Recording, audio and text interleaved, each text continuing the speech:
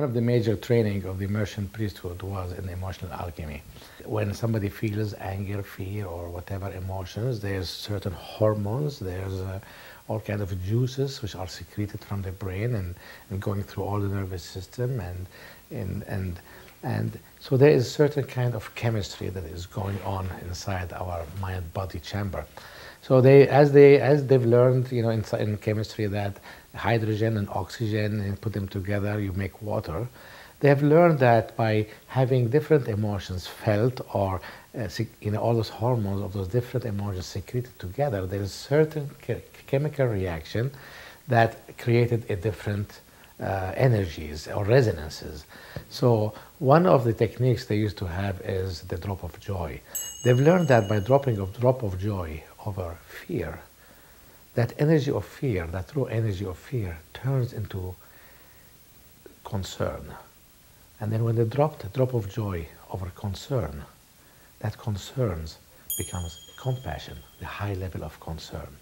The same thing with anger. Anger is a raw energy. It's neither negative, neither positive. If left unattended, it can spiral to all kinds, to blow up, But if anger, with a drop of joy over anger, that energy of anger turned into courage, the courage to correct what's not going right. And that's what anger's message is. Something is not going right in our reality. Drop of joy over that anger, it turns to courage, to correct, to take responsibility.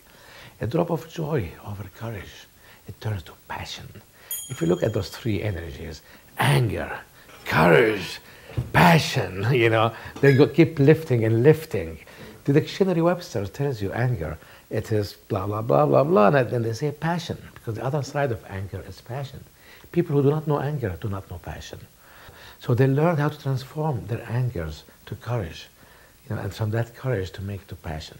They learned how to take their jealousies with a drop of joy, to turn it into discipline of, not taking what's not yours, and the discipline of trying to understand what's truly yours.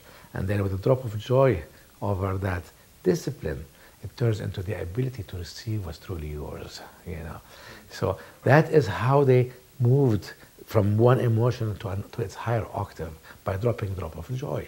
Joy the meaning of joy is when you meet your preferences, compared to happiness, which is when you meet your needs.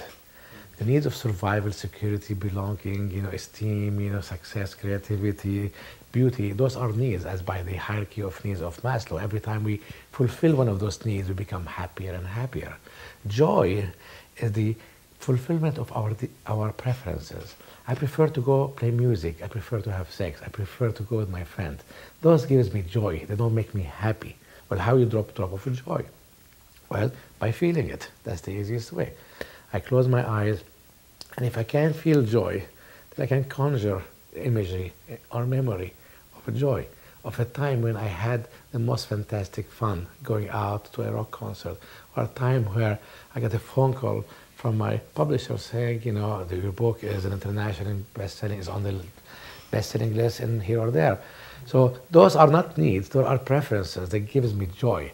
So the merchant priests, at the end of their life, they were always in a state of joy. So whatever happened to them, anger, fear, and jealousy, right away transformed to passion, compassion, and then the ability to receive and empathy. But along their way, their practice was to drop joy.